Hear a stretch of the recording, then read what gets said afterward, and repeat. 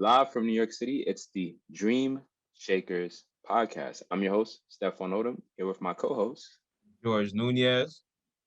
And on this episode, episode 24, today we have a special guest in the form of Mohamad Merilan.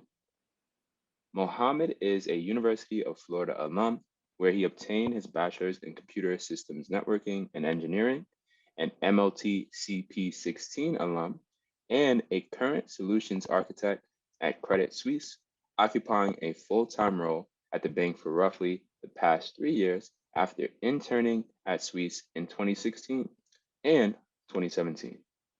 Mohamad has a deep passion for mentorship and paying it forward, and has been featured in media campaigns from Suisse speaking to the bank's positive approach to work life balance and employee engagement. Finally, he has embarked on a personal mission to help people create sustainable lives within and outside of corporate settings. So, without further ado, welcome to the show, Mohamad. I appreciate that so much, you guys, and it's such an honor to be here, and I appreciate the bio as well. Like I talk to you and George a lot. It's very humbling to hear that, and there's the best is yet to come, like I always say. So that's just the beginning. At the very beginning, right? Let's take it back, brother. It's such a pleasure to have you on the show. But before we even get into anything, how are you feeling? I'm in great spirits today. Like I always say, I woke up today. So as long as I woke up today, I'm feeling great. That's real. Amen. That's a beautiful thing. And we come from humble backgrounds. We come from humble beginnings, right? How was it growing up in Florida with immigrant parents and getting exposed to that kind of lifestyle? What was that like? Take us through that. Right. Honestly, growing up, that was my norm, as you can imagine, George, like we used to speak a lot. That's all we know, and that's what we were exposed to. So we're thinking that's how everybody else is living their lifestyle. And it's really more so this whole black and white type of thing, like growing up in the South, especially being an immigrant as well. It was not popular being Haitian, a Haitian kid growing up at all. And I remember we got bullied for that, saying my mom ate cat and that my dad came on a banana boat. And it's like, when I went back home and I asked my parents, and I was like, Mom, they're saying that you eat cat and everything like that. She's like, I had to. And they used to bully her and call her uniform because she wore the same dress to school every day. And that my dad did come on a banana boat so that we can live a better life here in the United States. That's what a lot of people are doing at that time and still doing to this day. And so growing up, there was always violence both in and outside the home. So I'm just so grateful that I'm still even be here and that my mental capacity has gotten a lot better, because when you're having trauma at home and trauma at school, that could really be detrimental to your mental health. And so that's why my grades wasn't the best coming up. And that's why when a lot of people come from that environment, they maybe have a lot of issues when it comes to academic excellence and striving to have someone, they don't have enough people saying, I believe in you. And fortunately enough, I had a sixth grade teacher, Miss Davis, that said, Mohamad, you're not going to be a product of the environment. Being the fact that I grew up in an environment where people were bringing guns to school and selling drugs on the street. And I could have easily been that. I could easily fell for that statistic, but that wasn't the case. And I'm just happy to be here. Given the fact that the start was a little rocky, right? You were finding your footing, you were immigrant first generation, and you had to adapt, meet the needs of the education system here in the US. What was that transition like going into college? How did you decide that you were going to pursue a STEM major? And what ultimately convinced you that tech was going to be where you were going to really start in terms of your career path? I love that question because I always get asked that, oh, how'd you end up going to tech? Or what did you know you're going to do in college? If you asked me 10 years ago, even 15 years ago, I didn't know anything about that. I remember Ms. Davis, my middle school teacher, said, Mohamad, you're going to college and you're going to get it paid for. You're going to get a scholarship. First of all, those two things didn't mean nothing to me. All I remember coming up was that my parents, they came here and they was like, Mohamad, you're going to school. But everything up even up to this point has been self-discovery mode, because I knew nothing about corporate America. I knew nothing about college or STEM majors. One thing I did know was that when I was a kid, I used to take the computer, break it apart, put it back together, see if I could put it back together. I was fascinated with that. And then back, it's funny kind of you say back in the day, like the AOL disc, like you put it in for 30 days and you hear the dial-up sound. Like I was fascinated with all of that. And then someone would take out the plug in the wall. Hey, the internet is not working. So I was just fascinated with all of those things. And so I realized that, what is the name for someone that really works with all technology? Come to find out, engineer. And so I was like, okay, I want to be an engineer later down the line, probably more closer, probably in high school, doing more research. And then so when going to college, I came in as an exploratory engineering. And so being with that, I came in through a program called a freshman engineering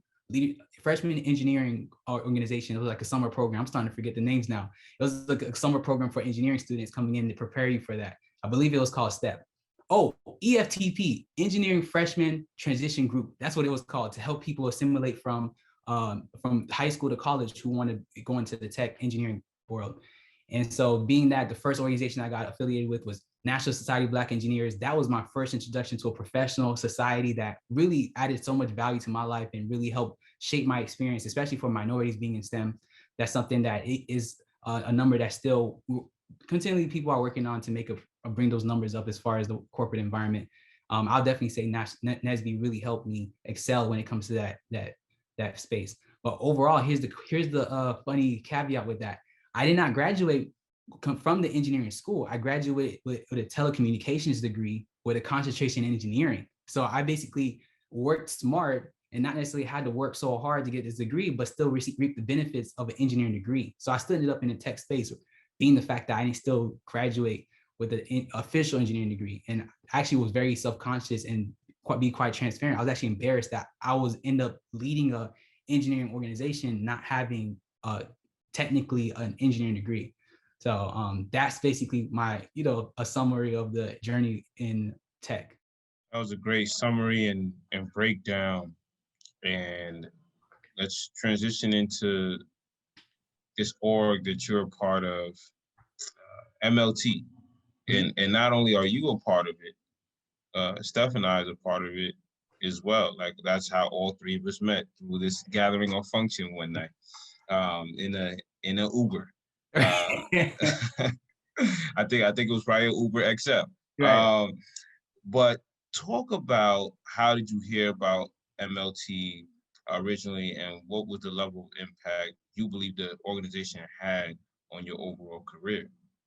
For those who don't know, MLT's Management Leadership for Tomorrow. We always rave about it on every pod that we introduce an interviewee to that is a part of the organization as well. So I won't keep chatting there. I'll let you go ahead, Mo. Yeah, MLT, like you just said, Management Leadership for Tomorrow is an amazing organization. I would not be here without that organization, just like so many organizations I'm part of. NSBE, MLT, Alpha Phi Alpha, all these organizations really has created this summary of Mohamad Merilan. However, MLT in general, what it's doing in this country is amazing, helping minorities with a background as far as Native American, African American, and also Latinx, Latino backgrounds gain access and gain a basically specialized introduction to Fortune 500 companies, because most of us don't have a background. I'm going to say it's most, but I'm not going to speak for everyone, but at least for me and George and Stefan, knowing from your backgrounds, weren't born into this network. We weren't born with this specialized knowledge of how to network, mock interviews, and already having a network established to be able to move around and not having to apply like some people to these jobs that, because you're so-and-so's son or you're so-and-so's cousin, that, you already have an internship or you're already all set up.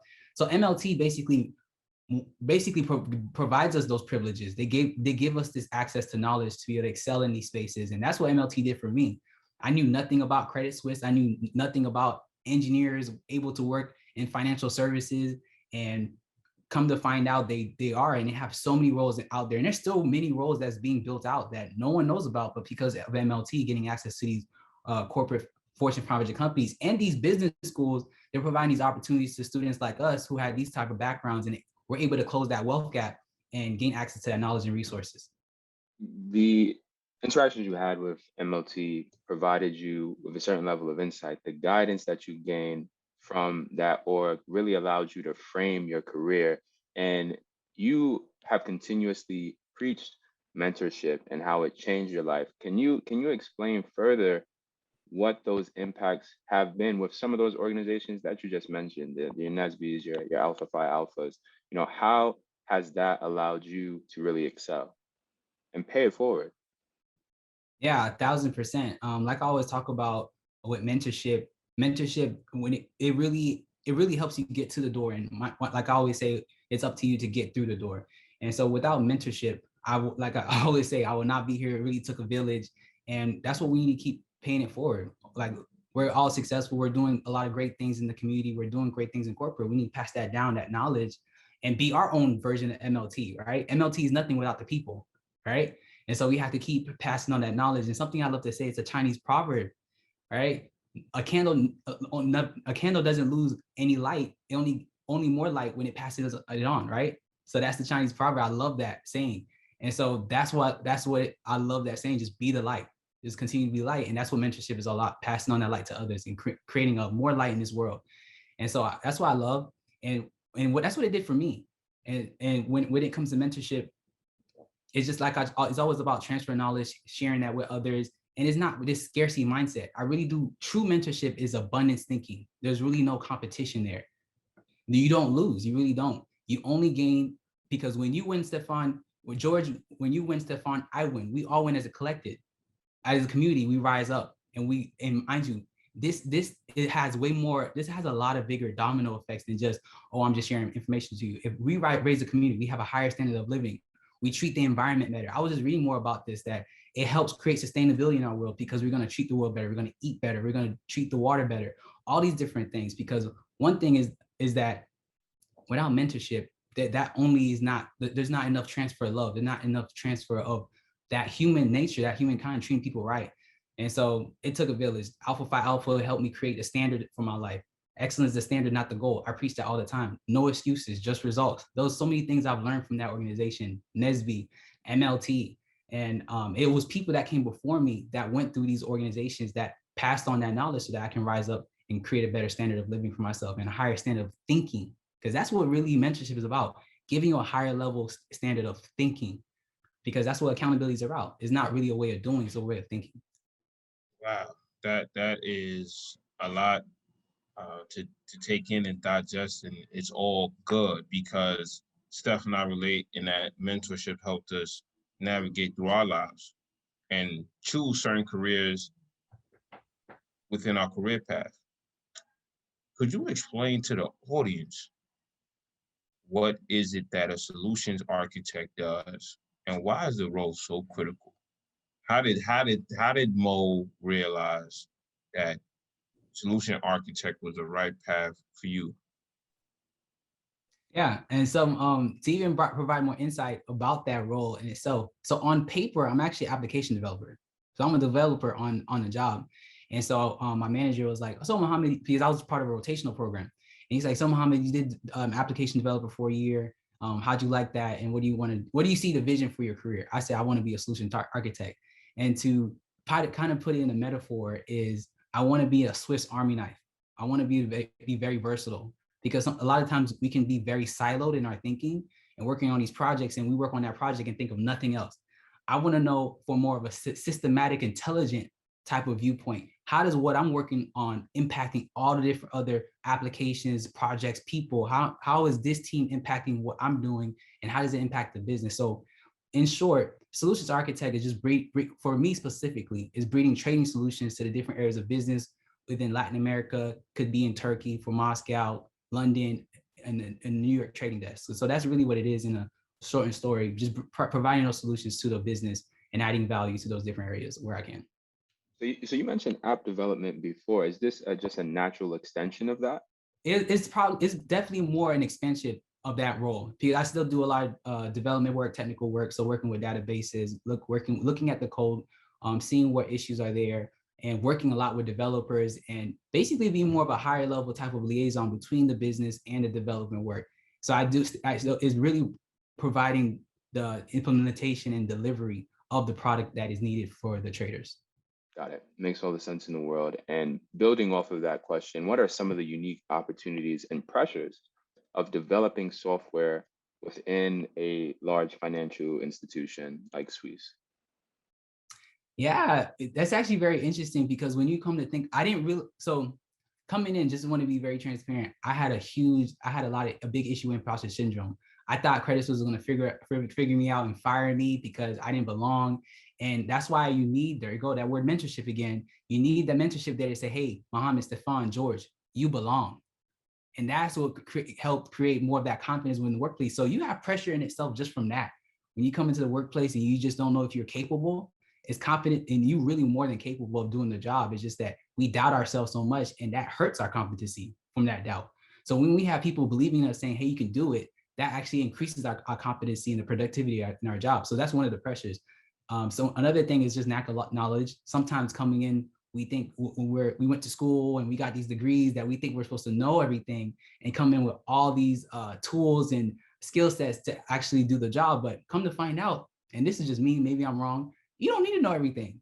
You really don't. I learned a lot on the job. And because of that, like I said in the beginning, I thought that I was not going to be successful be able to actually accomplish the role. So that's why when I come to realize just gaining that out of being hungry for that knowledge and understanding, hey, the word ignorant is not really a bad word. I remember growing up, they would say, Mohamad, boy, you ignorant, right? That's how they would say it. And it was like, and it made it seem like I was stupid, right? That's how it made you feel, but really ignorant. When I finally looked it up, it's just a lack of knowledge. That's it. And I come to realize that now, George and we talk all the time. I read so much now, and I realize the more that I read, the more ignorant I know that I am, which creates this cycle of hunger of me wanting to learn more information. So I really realized that ignorance is not a bad thing. It's just bad if you choose to stay ignorant, right?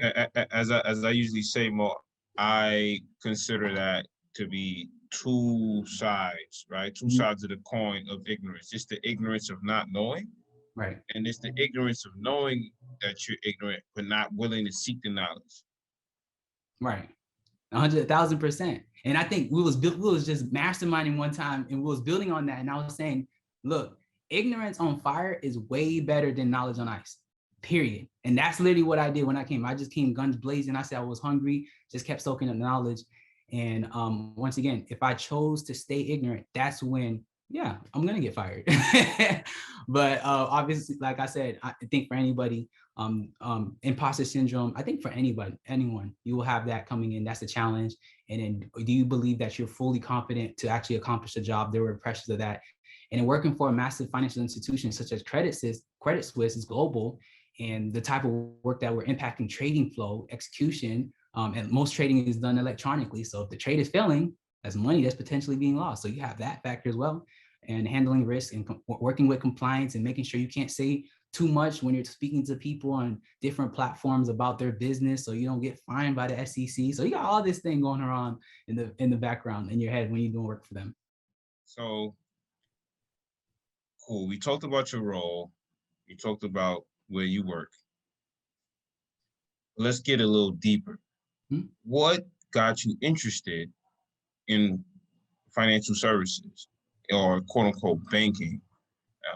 And what led up to your decision to pursue a technical or a Credit Suisse bank over like other banks, competitors, quote unquote, other tech firms, whether big tech or small tech, or even earlier late stage startups? Like, why did Mo say, I need to do this role at a bank like Suisse?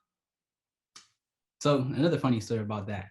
I didn't want to do financial services. And it's not because I just generally didn't want to. It's because I was ignorant.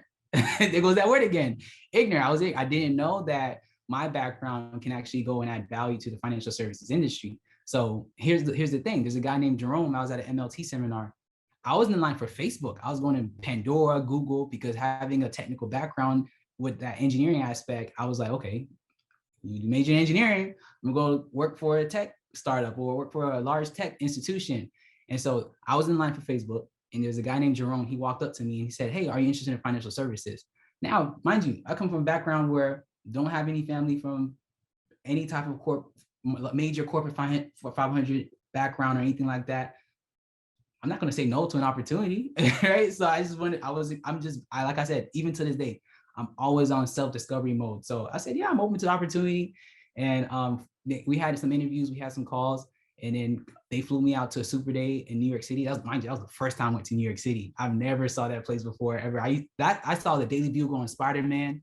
That's what I knew about New York City. I was like, wow, the fact that, so MLT, once again, amazing institution, because they're the reason why I got on the plane for the first time in my life when I was going through that in undergrad. But going back, yeah, I didn't know anything about financial services.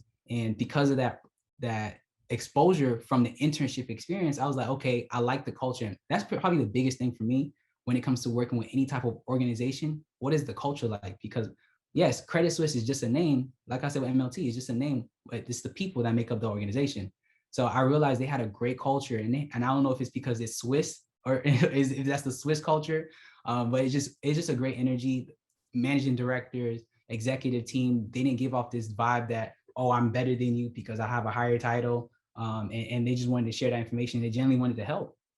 And so as a result, that's why I stuck with, because Credit Suisse was basically my first option. They were the first one to reach out. They were the first ones to be able to provide the opportunity to give me my internship offer. And I've been with them basically since 2016. Yeah, I interned 2016, interned 2017, went full-time with them summer of 2018. So given the fact that you've been able to have this journey within financial services, you've been able to determine first what the landscape is, right? How your work contributes to the bottom line, and why the work you're doing is important in this industry and field. Do you think that finance is ultimately going to be a space that you plan to stay in long term, or is the door still open to exploring other industries at later portions in your career? That's a great question. I saw and I see Credit Suisse. It was the stepping stone. Like, once again, like going to college, it was just the beginning. It was a stepping stone. I didn't know much. And Credit Suisse, once again, I didn't know much, and I into that space, and I was like, wow, I've gained so much knowledge here. But I don't believe that's just the place I will stay at long term. As far as the overall mission I want to accomplish in my life, like you mentioned earlier, my overall mission is to help people create sustainable lives. And I'm using the resources there, be able to fund different passion projects that I have, so that I can build platforms outside of corporate world to help people do well and excel in the two areas that I see people struggle the most. Because coming out of my environment, coming out from a neighborhood I grew up in, I was like, why aren't my people, or people in general, struggle so much? And I realized it's because most of us struggle in two areas: relationships and finances.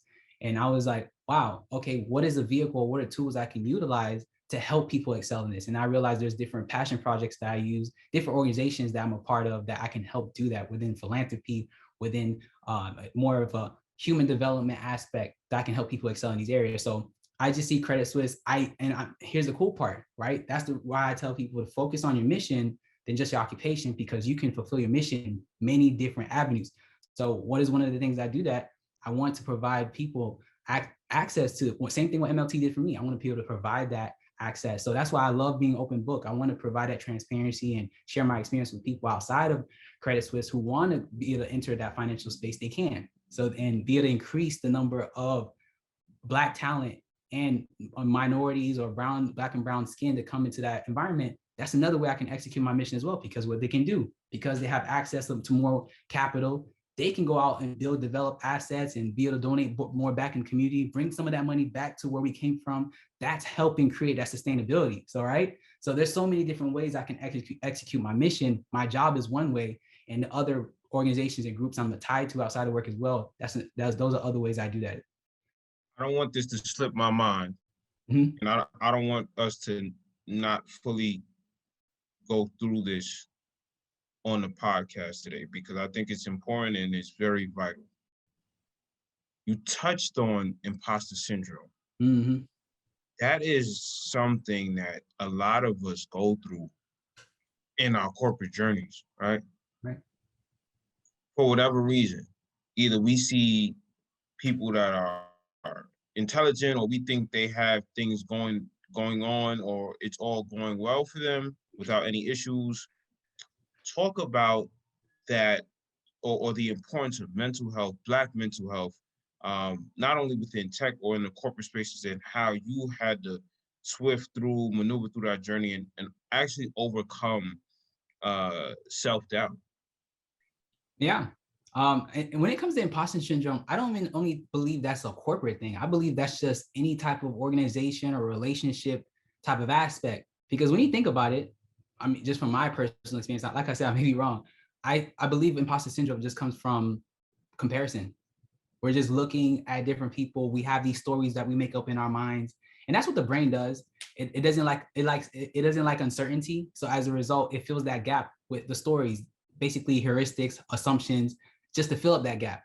And so it makes us feel good, right? So when we start coming up with these stories, and as a result, when we meet somebody that's probably more competent than we are, we're working with a company that has a huge name, because, for example, the company was not this major institution, but it was a smaller firm that not too many people know about. Will we have imposter syndrome there? I don't know, right? But I knew my imposter syndrome from personal experience came from, oh, it's a Wall Street bank, it's a global firm, and you have all these people who went to Harvard and Penn and all these major institutions. Mind you, I'm from a non-target school, University of Florida, so they don't recruit there for Wall Street. And so you have all these comparisons that's going on in your mind. And you know the saying, comparisons is a thief of joy, right? It steals that from you just because you want to compare. If I'm comparing you, George, you did IB, and Stefan, you're doing great work, and I'm like, man, these guys they're just killing it. But like you say, George, like you said, if you're a big fish in the pond, you're not learning, you're not growing. So you want to be a small fish. So if we start reframing this idea of, oh, I'm the small fish in the room, that's a good thing, right? These people are not my competition. They're worthy rivals, because when we're competing, we're seeing that gap, right? We're seeing that gap that someone's better than and saying, wow, I suck. That's a bad script that we're running in our mind. But when we look at somebody, we see that gap and say, wow, they're better at this. They're more competent at this. What can I learn from them to get better? That's different. So if we start, and that's what I had to start doing for myself. I was like, wow, all these people in my room, they went to Stanford, Harvard, whatever like that. One, they're just people. And two, they probably are way more competent. That's one thing. Everybody was really good at coding than I was when coming in. I'll tell you that for sure. But here's the thing. There's a guy named Sean. I started asking him questions about back-end stuff. What is inheritance? What are enums? What are all these things in back? And I started learning from him. Guess what? I got better. All right. So I realized that's one of the things that I was able to tackle imposter syndrome. And I believe that's the message that probably can help a lot of people, where let's stop looking at people as competition, or let's stop looking at people who are better than us, because no one's technically better than us. The only person that can be better than us is our future self. That's it. So that's how I was able to tackle that. And you mentioned a huge thing, mental health. Growing up in my environment, that was something that didn't exist. It was like it wasn't real when it comes to things like depression and all those different those traumatic experiences that keep repeating in your mind. Once again, ignorance. And those are real things. Those are really real issues, because anytime a situation happens, or you have something at work, someone makes you mad, technically and really practically, nothing in this world is really bad or something scary, because that's all perspective, right? I remember, Joy, I was talking to you, if I throw a spider or a snake on the ground, Stefan reacts and you don't. That's all from personal experience. That's all from your past. So your past experiences is a filter for how you react to things in the present. Right. So that's what it comes with mental health. Mental health is all from a summary of all the experiences that you've had in your past, and then that affects what you do today. Literally, that's what's happening. I was like, Mohamad, what are all the beliefs? What are all the false beliefs that you have that are disempowering you, that you need to re-script in your mind and rewire your brain about? One of the things about was my confidence. One of the things about that, oh, I have dark skin, that's bad. One of the things is that, oh, that Mohamad, you're fat, or that you look like this, you look like that, or that you're supposed to be in this room. I had to start taking out all these scripts in my mind and start replacing them with healthier scripts, more positive affirmations, saying, Mohamad, you do belong. You are great. You are kind. You are loyal. You are a man of respect. You're a man of integrity, and start saying better things to me to help with my mental health. And then obviously, I don't think there's nothing wrong with getting help. I have a personal temperament counselor. I go to her every month, and we have a counselor for our relationship. That doesn't mean that we have we're bad, or we have we're a couple in distress or something like that. I see it as a regular checkup. Why do we go to annual checkups every year? To make sure we're good, to make sure we're healthy. Same thing I go to a counselor for. Just like we go to for a check for our physical body, we should have one for our conscience, for our mind. I really believe that's healthy as well. And to build off of this, just to delve a little bit deeper, was this journey, this journey through mental health something that you engaged in post undergrad, or was this an experience that you were going through undergrad as well? And where did you get started, right? Like, what were some of those first steps you took to gain that positive view on yourself and also the relationships that you had in the workplace? Because that is going to be a very consistent theme for members of our community, right? We oftentimes don't have the means and resources to be a part of these prestigious institutions, right? So we come into a lot of these environments with a mental view of inadequacy, like, oh, I kind of finesse my way into here, but there's a lot of work that I still need to do to be able to get to the finish line, right? So how did you start that journey? Yeah, so I really started it in undergrad. So I went to the counselor for the first time in spring of 2016. And that's because I had a failed relationship in undergrad. And mind you, that all that comes from childhood scripts of why there was failure there. And I needed help. I needed help because I had a lot of anxiety. And when I saw that person, I had a lot of fear when I saw that person. I was like, this is not healthy. This is not okay. I need help. And fortunately, I had a good support group coming up in college, and they were saying, "Mom, you should go to counseling." And mind you, I was like, "Oh no, there's nothing wrong with me." There goes that ego that comes into play, and that's something else I realized too. My ego caused a lot of issues when in relationships and what I thought that I should do or not. And mind you, when you have good people around you, they see your blind spots, and I find that very healthy as well. So I'm always a big promoter of having a great community around you of people helping you to see those blind spots and encouraging you to do things like counseling. And so that was my first introduction to it. I went to counseling. That was part of our tuition. So if you're still an undergrad, anyone out there, you still an undergrad, most of the time it's free. And because you're most likely paying for it in the money that you give into the school. So you might as well go get free counseling just to check it out. Just, it doesn't hurt. I believe you won't lose anything going to see and check it out at all. And so I went and checked, and it was actually very helpful. I was able to, the one thing they taught me, that was my first introduction to actually realize, okay, wow, I need to forgive this person. And I was able to do that. And that was my first beginning. From then I couldn't go anymore because it was getting too booked and it didn't work out anymore. So that's when it stopped there.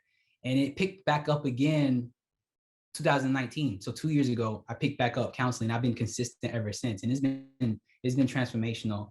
And I've been able to forgive my father. I was able to be able to repair relationships in my family. And that's something I'm just big on promoting, forgiveness, because us forgiving just removes the people that are living in our head rent free.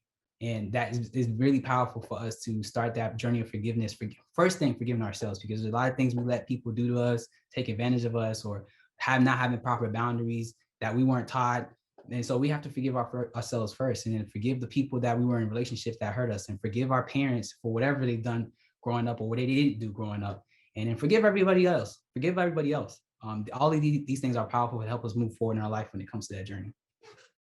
Forgiveness is key. That's one of the many gems that you dropped throughout this podcast, and more than gems, sort of actionable items, right? That we could use and execute in our daily lives. So at Dream Shakerz, I've raised to you about this pod plenty of times before, and how we like to pay it forward. And I'm sure, or not I'm sure, I know you do too. What are the 3 pieces of advice Mohamad would give to his younger self? I'll definitely say start that journey of forgiveness earlier. That's huge. I believe there's a lot of pains and a lot of scripts that I wouldn't have been carrying for so long if I did that. And something else, understand someone's perspective. Put yourself in other people's shoes and really practice empathy. Sometimes we can say that, but there's a lot of times that I wasn't really doing that.